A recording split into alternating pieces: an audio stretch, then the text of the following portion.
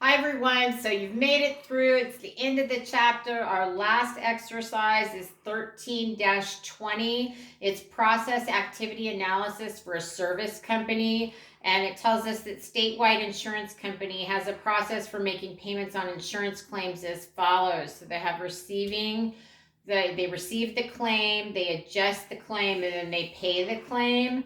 And an activity analysis revealed the cost of these activities are as follows. So I'm going to put here the cost for receiving is $120,000. For adjusting claims, it is $260,000.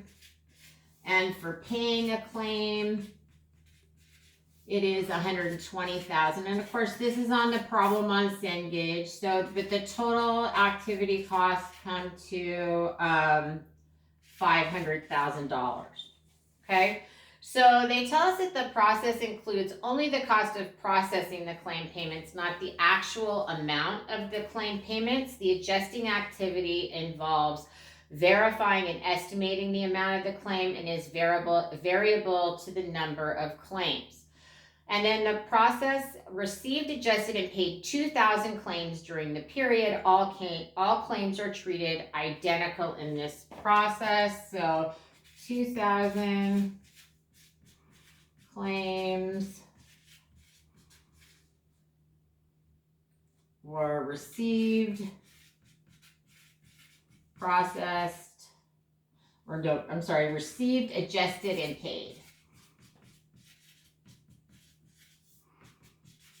during the period. Additionally, they tell us that to improve this process, management has determined that claims should be segregated into two categories. So now there would be claims categories, right? We have claims less than $1,000 and claims that are greater than $1,000. So that's this. And they tell us that claims under $1,000 would not be adjusted, but would be accepted upon the insured's evidence of claim. So these claims, no adjustment would be needed under the new, I'll put new or improvement here, right? So claims above $1,000 would be adjusted. It's estimated that 80% of claims are under $1,000, so there's 80% of claims. So 20% of claims are over $1,000. These would need adjustment.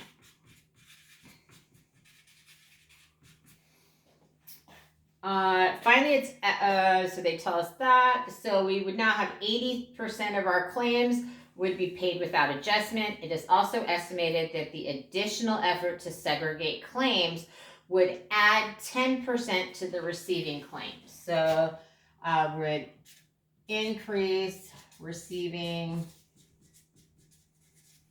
costs by 10%. All right. So the first thing they want us to do is to develop a table showing the percent of individual activity cost to total process cost. And I put this down here on accident this time. So that, remember, A will just kind of work up. So for A, we've got the receiving claim. We've already know that the cost is $120,000.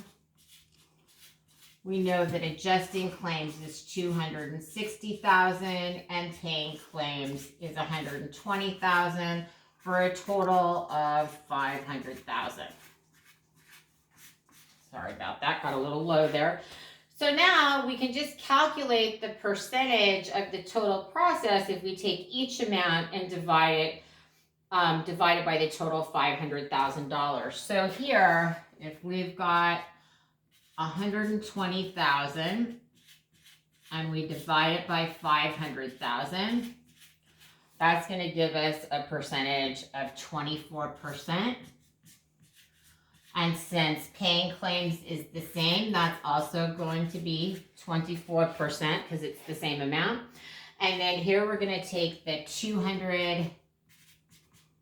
$160,000, and we're going to divide that by 500,000 total cost, and that's going to come to 52%.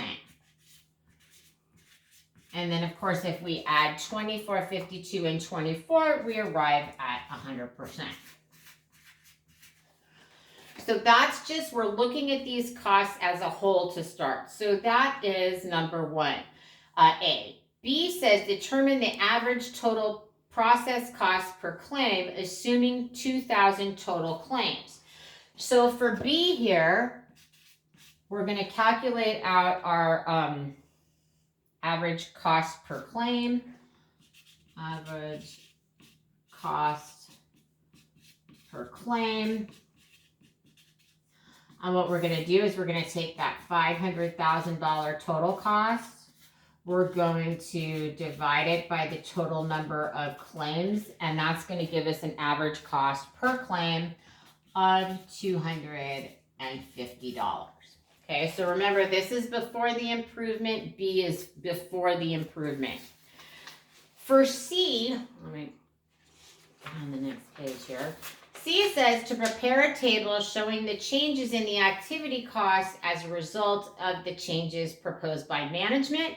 If an amount box does not require an entry, leave it blank. Use the minus sign to indicate an additional cost as shown. So in the first column, we're just going to put in the activity prior to the improvement. So we know that's 120,000. We know adjusting is 260,000, and we know that paying the claim is another 120,000, and that our total is $500,000. So we also know that the receiving claim cost under this improvement is going to increase by 10%. So the new receiving cost with improvement, we can calculate by taking the 120,000, and we're going to multiply that by 1.1, which is 110%, and that's going to give us $132,000. So we're actually going to see with the improvement an increase in the cost. So we're going to put our 132,000 here. And we're going to put it in parentheses because we've increased the cost here by $12,000. So that's the first part. In the second part, we need to calculate out the new adjusting cost.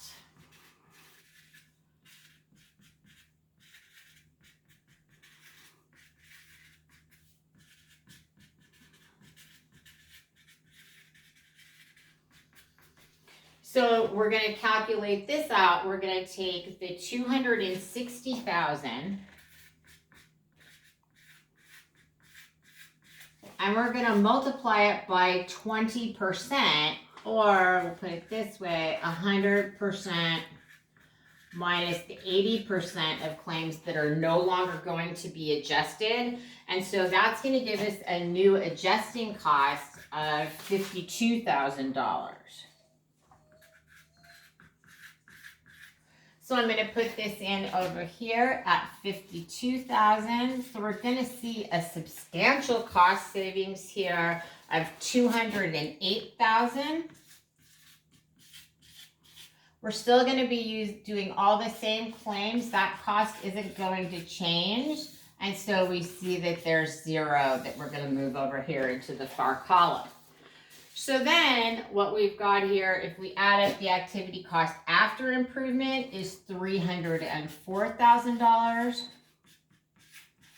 which is going to give us a total cost savings of $196,000 if we make this adjustment. So, and they say then in D, estimate the average cost per claim assuming the changes. So for D, average cost per claim with improvement, that's going to equal our $304,000 We're going to divide it by 2,000 claims because that didn't change. But with this improvement, our average cost per claim is going to come down to $152 per claim. So that's how you finish this problem. And then last but not least, if you hung in all the way to the end, exercise 3-4 is lead time analysis. So you want to remember that lead time includes value added time, wait time, and other non-value added time. Lead time is from the time a unit enters into production until the time it is finished. The value added time is time spent converting the materials into finished goods, those conversion costs, and non-value added time is all of the other time that's left. And then the answer for B is B. And we're done.